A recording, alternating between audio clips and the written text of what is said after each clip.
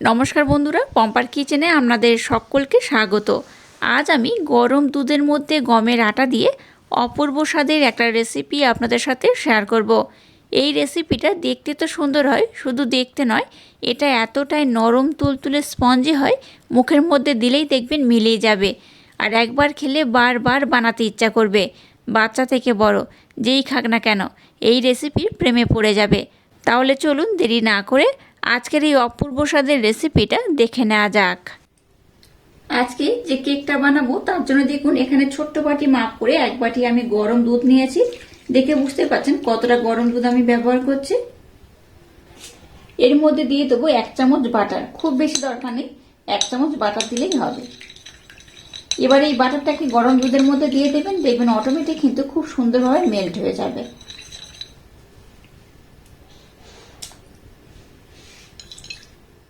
বাটারটা দেওয়ার পর দুধের সাথে বাটারটাকে এইভাবে একটু নাড়াচাড়া করে নেবেন, তাতে করে দেখবেন বাটারটা খুব সুন্দরভাবে মেল্ট হয়ে যাবে। দেখুন বাটারটাকে আমি দুধের সাথে খুব সুন্দর করে মেল্ট করে নিয়েছি আর খুব সুন্দর করে দেখুন ব্লেন্ড করে নিয়েছি। এবার এখানে বেশ কিছু উপকরণ আমি অ্যাড করব। এবার দেখুন এখানে 1 বাটি নিয়েছি মালাই, তবে এতটা আমি ব্যবহার করব না, এখান থেকে অর্ধেক মালাই আমি দিয়ে দেব। দুধের সরটাকে জমিয়ে রেখে কিন্তু এইভাবে মালাইটা বানিয়ে নিয়েছি। অর্ধেকটা দিয়ে দিলাম। আবার এটাকে খুব সুন্দর করে আমি ব্লেন্ড করে নেব। আর আজকে যে কেকটা বানাবো তার জন্য এখানে নলেন গুড় ব্যবহার করব।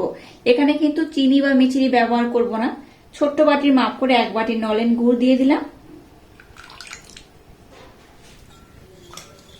একদম ইউনিক পদ্ধতিতে আজকের এই কেকটা বানাবো, আশা করছি আপনাদের ভীষণ ভালো লাগবে। দেখুন কালারটা একদম চেঞ্জ হয়ে গেছে। আর এই গুড়ের সিজনে গুড় দিয়ে কেক না বানালে ভীষণ মিস করবেন। একবার হলো এইভাবে বানিয়ে দেখবেন, অপূর্ব দেখতে লাগে। শুধু দেখতে নয়, খেতে হয় অসাধারণ। তো যাই হোক, সমস্ত উপকরণ দেখুন খুব সুন্দর করে আমি ব্লেন্ড করে নিয়েছি। এবার একটা ছাঁকনি নিয়ে নিলাম। এর মধ্যে গমের আটা দিয়ে দেবো এই কাপের মাপ করে 1 কাপ। যে বাটির মাপ করে দুধ আর গুড় ব্যবহার করেছি সেই বাটির মাপ করে 2 বাটি গমের আটা। এটা যেহেতু বড় কাপ তাই আমি দেখিয়ে দিলাম, ওই বাটির মাপ করে 2 বাটি গমের আটা হলে যেমন হয় ঠিক সেই আটাটা আমি ব্যবহার করলাম। 2 চামচ দিয়ে দেবো সুজি। সুজির পরিমাণটা খুব বেশি নয়, 2 থেকে 3 চামচ দিলেই হবে। 3 চামচ সুজি এখানে অ্যাড করলাম। 2 থেকে 3 চামচ মিল্ক পাউডার অ্যাড করব। ছোট্ট চামচের হাফ চামচ দিয়ে দেবো বেকিং পাউডার, খুব বেশি নয়, হাফ চামচ দিলেই হবে। আর খাবার সোডা দিয়ে দেবো 2 চিমটার মতো। 1 চামচ দিয়ে দেবো কোকো পাউডার। এবার আমি সমস্ত উপকরণ খুব ভালোভাবে চেলে নেব।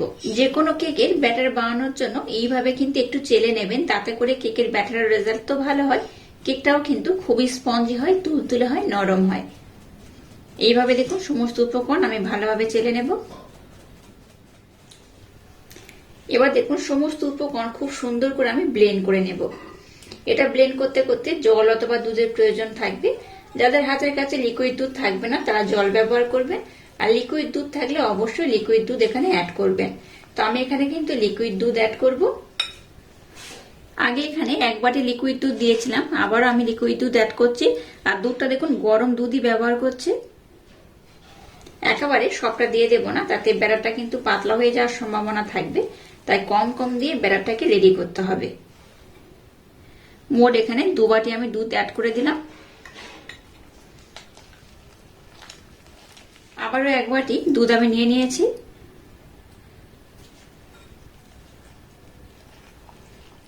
আচ্ছা, এখানে বলে রাখি আমি মিষ্টির জন্য গুড় ব্যবহার করলাম, আপনারা চাইলে কিন্তু চিনি কিংবা মিচিরিও ব্যবহার করতে পারেন, তবে চেষ্টা করবেন গুড় দিয়ে এই কেকটা বানানো, তাতে করে কেকের স্বাদটা কিন্তু দ্বিগুণ বেড়ে যাবে। চিনি কিংবা মিচড়ি দিয়ে আমরা কিন্তু সবসময় যে কোনো ধরনের কেক বানিয়ে থাকি, তবে এই গুড়ের সিজনে গুড় দিয়ে একবার হলো কেকটা বানিয়ে দেখবেন, একদম আলাদা খেতে হয়। এখানে যেহেতু 2 থেকে 3 চামচের মতো সুজি ব্যবহার করেছি, তাই কিন্তু রেস্টে রাখার দরকার নেই। সুজির পরিমাণটা যদি আমি বেশি ব্যবহার করতাম তাতে করে মিশ্রণটাকে আমি রেস্টে রেখে দিতাম। যেহেতু আমি 2 থেকে 3 চামচের মতো ব্যবহার করেছি, তাই এটাকে কিন্তু আর রেস্টে রাখার দরকার নেই। এই ব্যাটারটাকে রেডি করে নিলেই হবে। আবারও হাফ বাটি লিকুইড দুধ দিয়ে দিলাম। মোট এখানে এই বাটির মাপ করে 3.5 বাটি দুধ আমি ব্যবহার করলাম।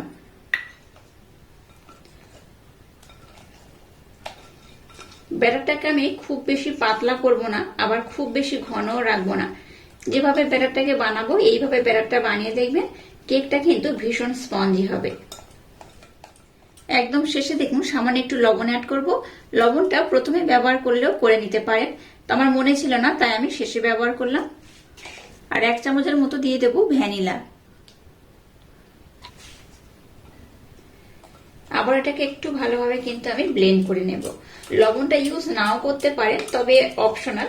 তবে কি বলুন তো, লবণ দিলে যে কোনো মিষ্টি জিনিসের স্বাদটা দ্বিগুণ বেড়ে যায়, তাই অল্প একটু লবণ অ্যাড করলাম। আপনারা চাইলে লবণটাকে ব্যবহার নাও করতে পারেন। এবার দেখুন ব্যাটারটাকে আমি রেডি করে নিয়েছি। আর ঘনত্বটা দেখুন কেমন হয়েছে, খুব যেমন ঘন নয় আবার খুব পাতলাও নয়। এরকম ব্যাটারে রাখলে কেকটা কিন্তু ভীষণ স্পঞ্জি হবে। যাই হোক, ব্যাটারটাকে আমি একদম রেডি করে নিয়েছি। এবার দেখুন এরকম একটা আমি পাত্র নিয়ে নিয়েছি, আর এর মধ্যে খুব ভালোভাবে তেলের প্রলেপ লাগিয়ে দিয়েছি, চারধারেও খুব ভালোভাবে দিয়েছি। আর একটা রোল পেপার এখানে দিয়ে দিয়েছি, রোল পেপারের উপরেও দেখুন একটু তেলের প্রলেপ আমি লাগিয়ে দিয়েছি। হাতের কাছে রোল পেপার যদি আপনাদের কাছে না থাকে তাহলে সাদা পৃষ্ঠা দিলেও হবে। এবার যে ব্যাটারটাকে বানিয়েছি দিয়ে দেবো উপর থেকে একটু। দেখুন ব্যাটারটাকে আমি খুব ভালোভাবে দিয়ে দিয়েছি। এবার এটাকে একটু এইভাবে ট্যাপ করে নেব। এবার গ্যাসটাকে জেলে দিয়ে একটা কড়া বসিয়ে দিয়েছি আর একটা স্ট্যান্ড দিয়ে দিয়েছি। এবার এই পাত্রটাকে এখানে বসিয়ে দেব। প্রথমে গ্যাসের ফ্লেমটাকে 5 মিনিটের জন্য হাই দেব, তারপর লো করে ঢাকা দিয়ে খুব সুন্দর করে কেকটাকে আমি বানিয়ে নেব। এবার একটা পাত্র আমি নিয়ে নিলাম আর নিয়ে নিয়েছি ডার্ক কম্পাউন্ড। এটাকে ডেকোরেশন করার জন্য লাগবে, কিভাবে ব্যবহার করবো আমি আপনাদের দেখিয়ে দেব। এবার এই ডার্ক কম্পাউন্ড এইভাবে কিন্তু একটু টুকরো টুকরো করে আমি ভেঙে নেব।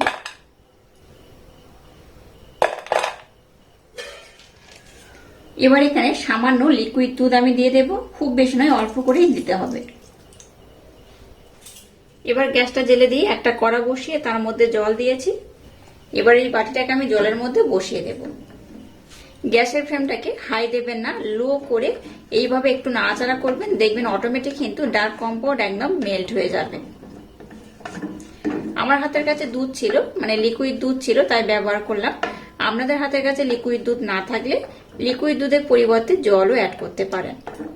এইভাবে একটু গরম জলের মধ্যে পাত্রটাকে বসে রাখলে দেখবেন এটা অটোমেটিক কিন্তু খুব সুন্দরভাবে মেল্ট হয়ে যাবে।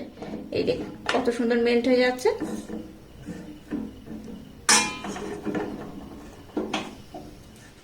দেখুন চকলেটটাকে আমি কত সুন্দর করে মেল্ট করে নিয়েছি, দেখে বুঝতেই পারছেন। এইভাবে কিন্তু সুন্দর করে মেল্ট করে নিতে হবে, তাতে করে ডেকোরেশন করতে খুব সুবিধা হবে। তো চলুন এবার আমি নেক্সট স্টেপ আপনাদের সাথে শেয়ার করব। দেখুন কেকটাকে আমি কত সুন্দর করে রেডি করে নিয়েছি, আর কতটা নরম হয়েছে, তুলতুলা হয়েছে, দেখে বুঝতেই পারছেন। এবার এটাকে আমি ডিমোল্ড করে নেব। কেকটাকে ঠান্ডা করার পর আমি আপনাদের দেখাচ্ছি। এটা ডিমোল্ড করতে কিন্তু খুব একটা অসুবিধা হবে না, যেহেতু ঠান্ডা করে নিয়েছি। আর দেখুন ধারের পোর্শন থেকে দেখে বুঝতেই পারছেন অনেকটা কিন্তু ছেড়ে গেছে। এবার এটাকে এইভাবে আমি ডিমোল্ড করে নেব। এইভাবে ট্যাপ করবেন, অটোমেটিক ছেড়ে উঠে আসবে। দেখুন কেকটা কত সুন্দর হয়েছে, খুব সুন্দরভাবে উঠে গেছে। এবার পিছনের পোর্শনে কাগজটাকে আমি উঠিয়ে নেব। দেখুন কেকটা কত সুন্দর হয়েছে, কত অপূর্ব দেখতে হয়েছে, আর কতটা নরম, কতটা তুলতুলে হয়েছে, দেখে বুঝতেই পারছেন। এবার দেখুন যে চকলেটটাকে আমি মেল্ট করেছিলাম সেটা উপর থেকে দিয়ে দেবো এইভাবে।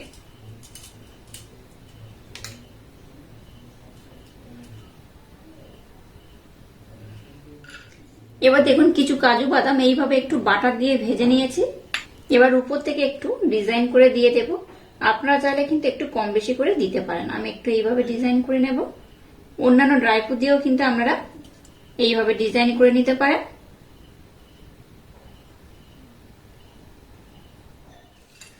দেখুন কত সুন্দর দেখতে হয়েছে। এটা দেখতে যেমন সুন্দর, খেতে তেমনই অপূর্ব, অসাধারণ। একটু কেটে আমি আপনাদের অবশ্যই দেখাবো এটা কতটা নরম হয়েছে, কতটা তুলতুল হয়েছে, আর কতটা স্পঞ্জি হয়েছে। এই দেখুন,